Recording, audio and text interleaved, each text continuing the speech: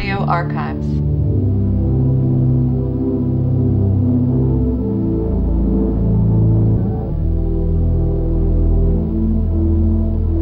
So, at this moment, it is my opinion that he is a very dangerous man, that his whole idea now is to kill as many cops, as he calls them, or pigs, or he calls anybody that works with law officers in any way, they're the beast. And that he has told me that he will take great pride in taking as many as he can before they get him.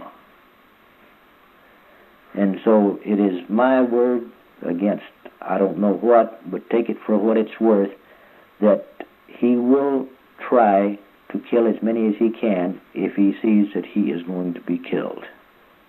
And he's talked about that if they come in with him on that, with helicopters and all of this and that and the other, if they bring in the Marines or the National Guard, that the one thing that he can do is to scare havoc into all of these people, that he will personally charge right into them with his knife swinging, and this was before he had the two guns, the shotguns that he has now, but that he would try to take as many as he could, and all of the women have been programmed to do exactly as he does,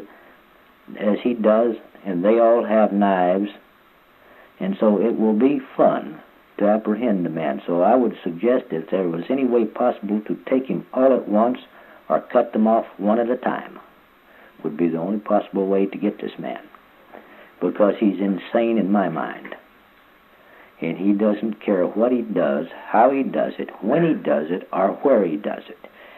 And so he told me that just before I parted and walked out, that I should be more afraid of him than the law, because I had mentioned that I had been offered for aiding and abetting a fugitive from justice, and that they promised me a little problem or a little trouble.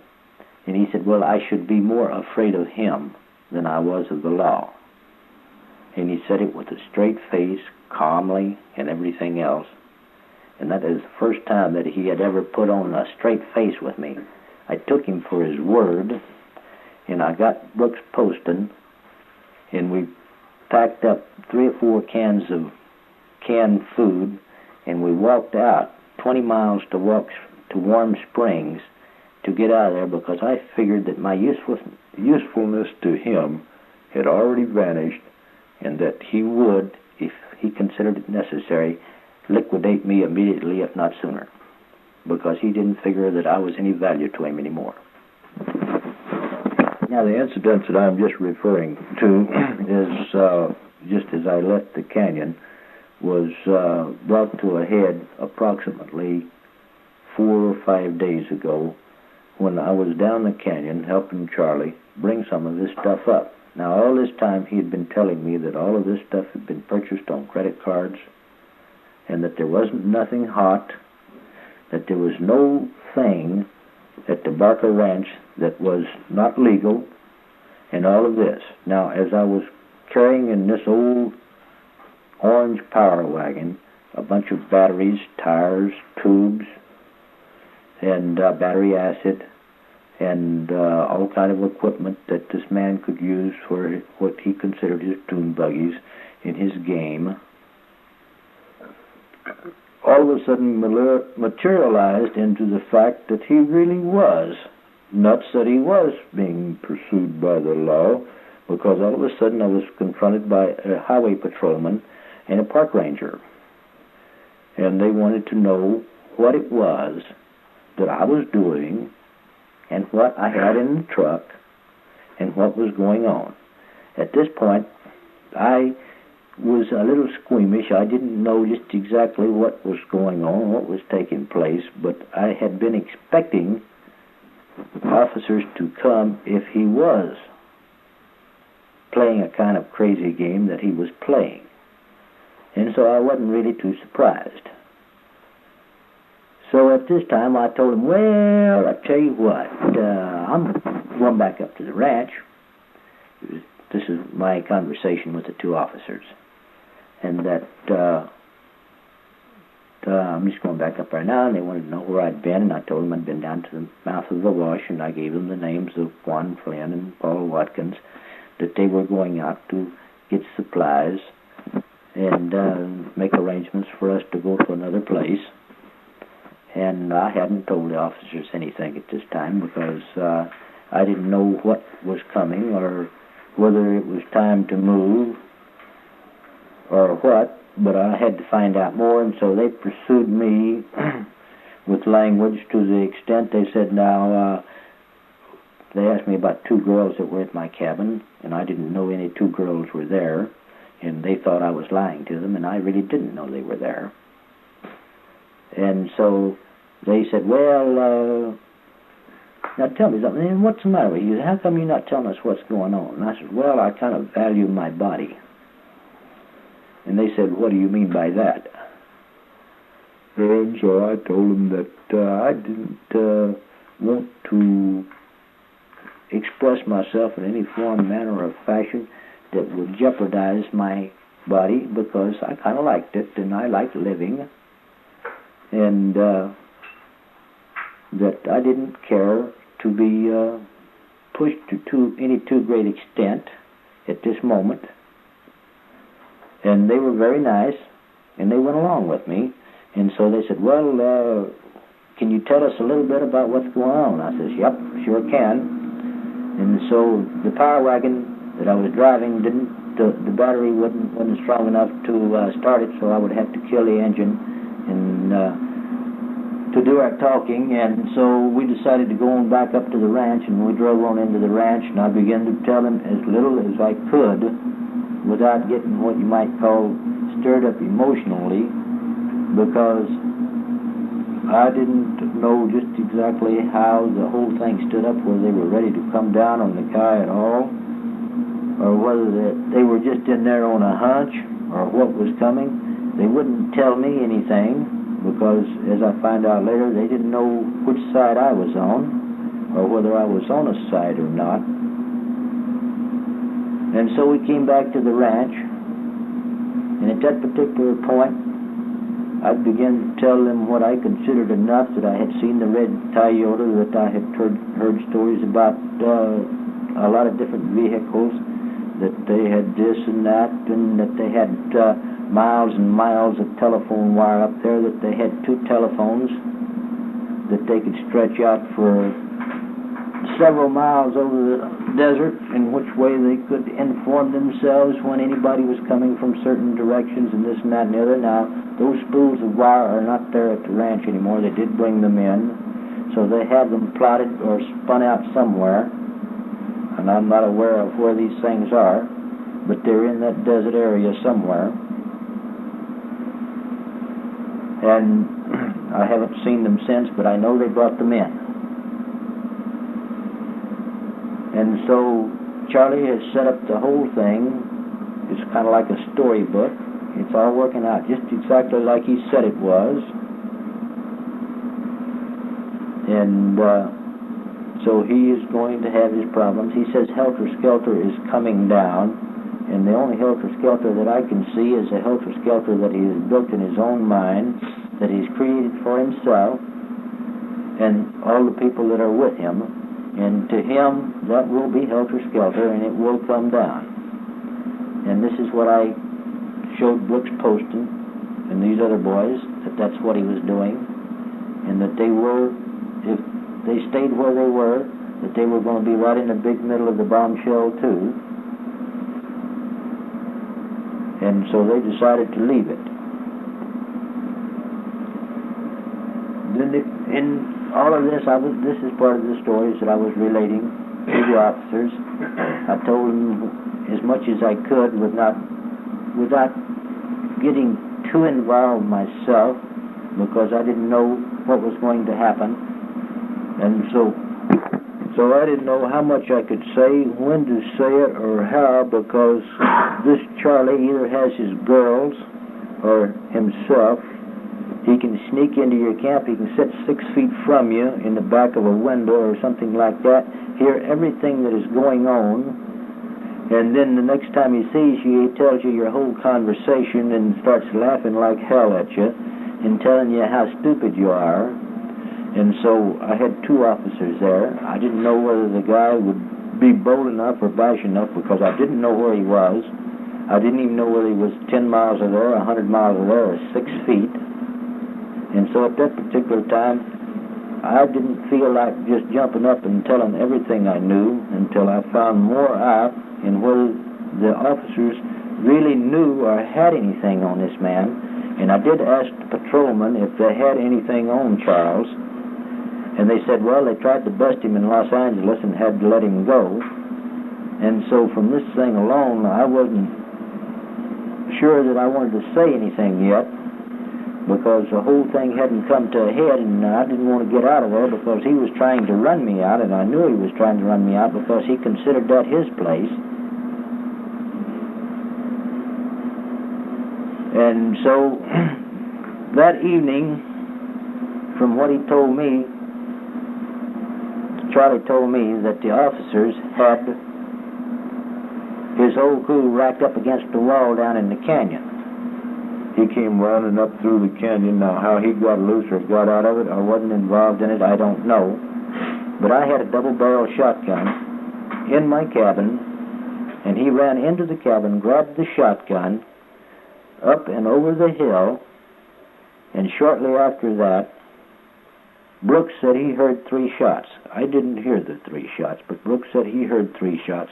Shortly after that, Charlie came back into the camp, put the shotgun back in my cabin, and said that he hadn't done nothing. He said that he just went and ran around from rock to rock, poking his head over the rocks and scaring the officers, and that they left. Didn't he say something about it's all over? Or? That was the shot I heard. Oh, he heard, Brooks said he heard shots from over the hill, but he couldn't hear just exactly what it was, but something like it's all over, or something to that effect. This was on a Monday, and it was the first day that the officers came into the area. And be about the 29th of September, the last of September. But it would be the last Monday of September. So after this incident, the 3 shots, what Brooks told me and this and that and the other, we were getting just a mite nervous because we didn't know just exactly what to expect, where the law officers had gone, whether they had been killed or whether there was a gun battle or just exactly what had happened. And so we didn't do much sleeping that night because we were sitting up on one ear and one eyeball open all night long waiting to see what was going to happen.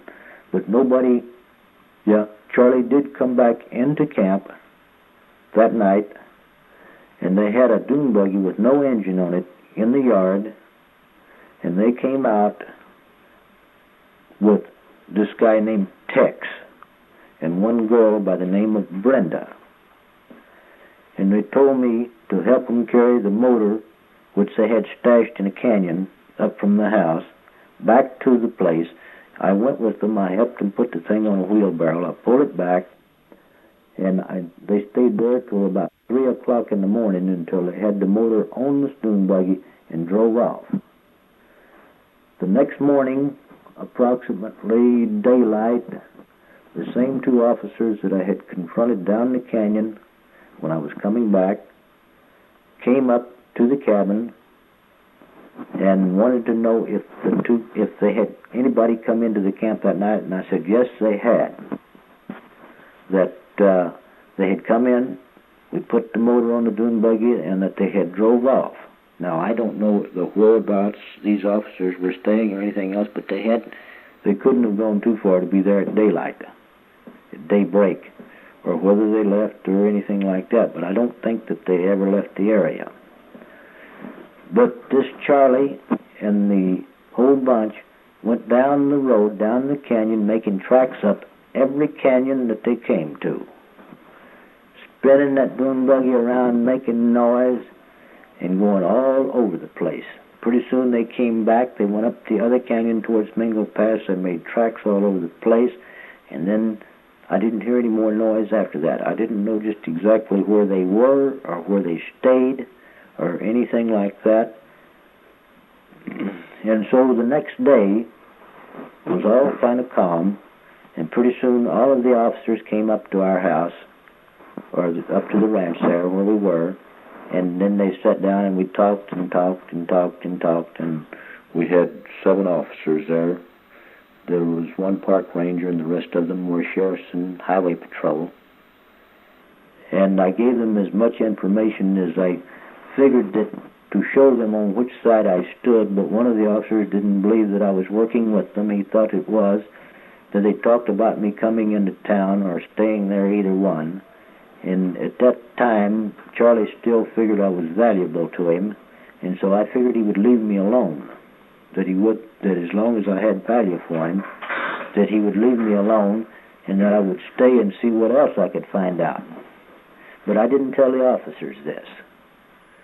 And so the next day, they told me that if he came back again, that I should come out. And they wanted me to get into the old power wagon I have and drive out, and I wouldn't have drove out in this power wagon for all the grits and Dixie, because I figured that he was somewhere in an area where he could watch any vehicle that came in and out of any canyon or any entrance. And so I told him that if I left, I would probably have to walk out over the mountains, because he would be watching all the roadways. And so they told me that if he came back into my camp, to walk in then, or whatever way I had to get in, and let them know that he was still there, because they didn't know whether he had left the area or whether he was still there. But I was of the opinion that he hadn't gone anywhere. And so the next day, he didn't show up. This was the day before we came out, wasn't it? Nobody showed up at all. It was completely quiet. This was the day when the spotter planes were overlooking and trying to locate or find any movement or anything about where he was. And it was kind of quiet around the ranch. We just sat around and cooked a little and stood around and didn't know what was going on. And that night, I heard the noise in my cabin, so me and Brooks went out and got the 2 guns out of the cabin and carried them over to where we were sitting on the porch and kept them there with us. In the process, I pulled the door almost shut to where it's hard to open and close, and you can't hardly open it or close it without making a lot of noise. Pretty soon I heard a noise. And the dog, I have a German Shepherd dog there, which growled, but he didn't pursue it any. And I later found out that we went back to check the cabin, and the door was all the way open, and that we weren't sure just exactly who had come in, but I figured that he had sent one of the girls down to steal the guns. And I knew I didn't want any more guns in his hands. So we kept the guns with us everywhere we went. We walked with the guns so that we couldn't park them somewhere where that somebody could come and sneak in there if he had a half a dozen girls down chasing around to grab the guns off. Hold it just a second. At this time, it's Wednesday night, and we've got the guns. We're carrying them around with us. We go to bed, and about 2 o'clock in the morning, Charlie and one guy by the name of Tex drives up into the yard, and he gives us some tobacco.